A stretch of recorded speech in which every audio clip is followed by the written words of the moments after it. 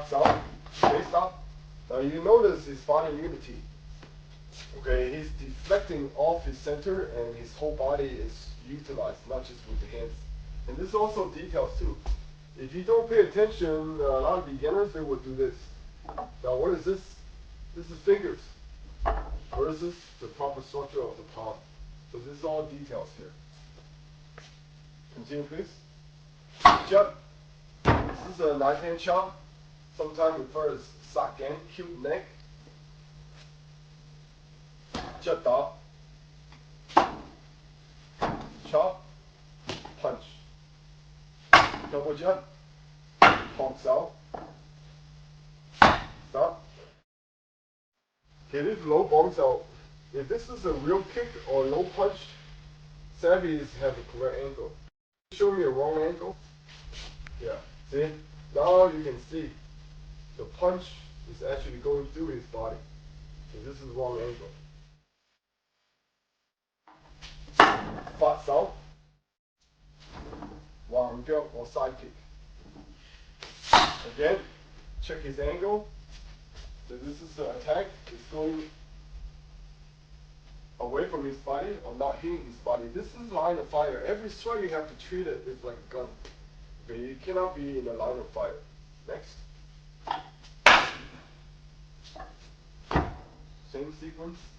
Song Sau. Correct. Po Pai.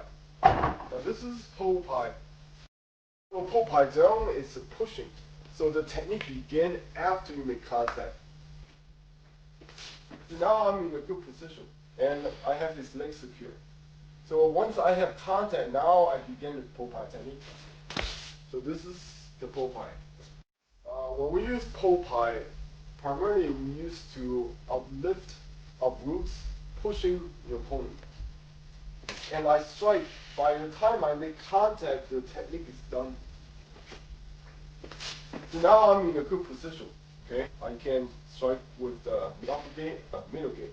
In the form, you have a Po Pai up, you have a Po Pai middle, and I have this leg secure. So once I have contact, now I begin the Po Pai technique. So this is the Po Pai. The technique begins after you make contact. Okay, let's see the section 3 applications. We begin with Pox Sao. Now, Pox Sao is one of the things that you learn first in Wing Chun. Most of the school that I experienced actually begin with Pox Sao. When we practice Pox Sao, we have this type of angle. Before we punch, now this you have to understand, this is for practice because we want beginners to train the center line. Now, if you have to use it this way, then you're going to run into a couple problems. One is energy. You have an energy that's crashing head on. If he punch, I go straight, he's coming in, this is head on. The Sing Tao stage. Now when you get to the dummy stage, you have to be efficient with energy. So again, you adjust the angle. The same thing, right? So now the angle change. Okay, his punch is going away from me, and I'm avoiding meeting on his force head on. But at the same time, James, can you feel where my energy is going? Right, it's going back to the center. So we have to avoid the mistake of what we call chasing the hand. This would be chasing the hand. You see, my hand left my own center. So not only my hand stay on center, it has to be back onto his center. This is a proper projection of energy. So this would be the technique again. Punch again. Right. So everything I do is based on center line. So because as soon as he make a move, I have influence because my hands towards the center line. The Pox Sao is not simple as redirecting the energy. It acts as a way to find out what's out there. It kind of have a nature of Man Sao. Because in a real scenario, I want to be direct. Even if I successfully redirect him, you know, this is strictly defensive. I could easily do a Pox Sao. Okay? So, but that's why the nature of Pox also contains the nature of Man Sao. For example, okay, I find out what's out there. I feel his energy. So Pox Sao, so section 3. This is jut, kill the neck, then punch again and punch.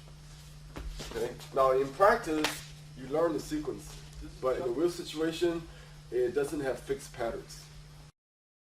Again, Pox. Okay, redirecting him. The next thing comes, if he comes straight, I can redirect down. So that's why the next hand is more of a jut and then quick go forward. Okay, so in the form, turning and then next one is straight. The only difference is that the punch is low.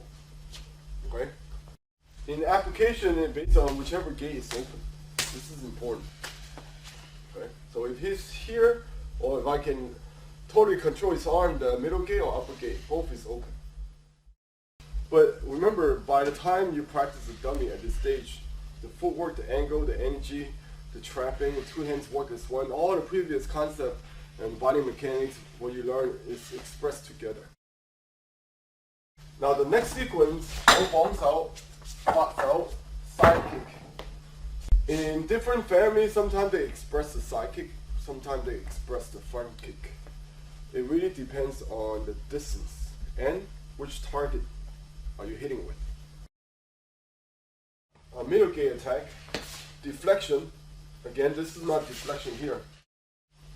So in the dummy form, you must have the arms pointing away. And the next shot comes, Pox Sao. Again, you can see, because I'm in the right angle, I'm in a position to really call the shot. Low Pox Sao, okay, again you can see the deflection going away from me, not in front of you. Okay? So because I'm in a better angle, the next shot, if he comes again, I can really take his position away. Okay? Now because I have a better position, I can follow up. This is called combination, or sometimes referred as Frontal. This is one of the ways that allow us to follow up. We have to know when to follow up, when not to hit. Okay, now you see where he's at now. At this distance, what would be the natural extension of my technique? Sidekick. Okay, let's watch from the other angle. If I really take his balance away, my next follow-up will be a sidekick. This is the perfect angle for me to finish him. Okay, by the way, sidekick is the longest technique that we have in Wing Chun. But we don't go outside of the 6th gate. And we don't try to miss the efficiency factor.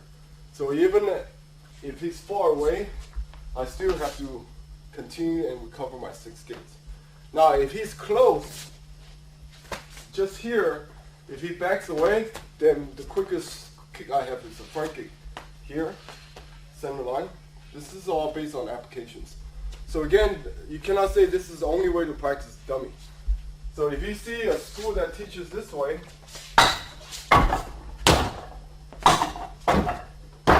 these are just variations. Okay, so you can see the kicks of Wing Chun is being expressed here. Where did we learn this from? Kyu. Okay. You can do front kick. You can do side kick. Okay. Flexibility is it's in applications. Now after this sequence, you go to Popeye. Low, you sink. High.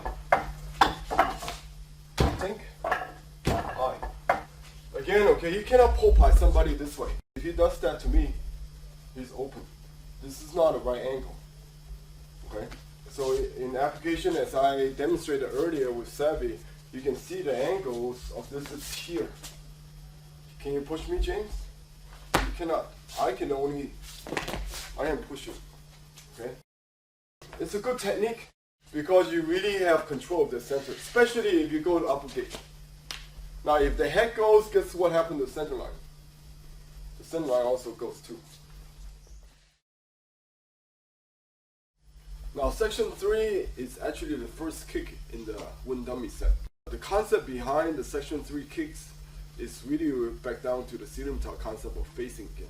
Based on the distance, I can use side kick. If I'm from here, then side kick is not possible because I have to turn and the distance is too close. So front kick would be correct. So again, this is a sidekicks concept of facing.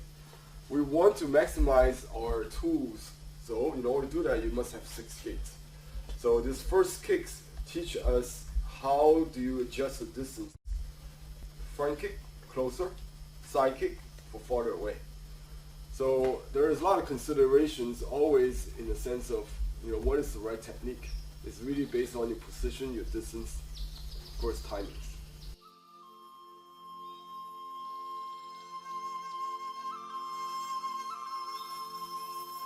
Section 3.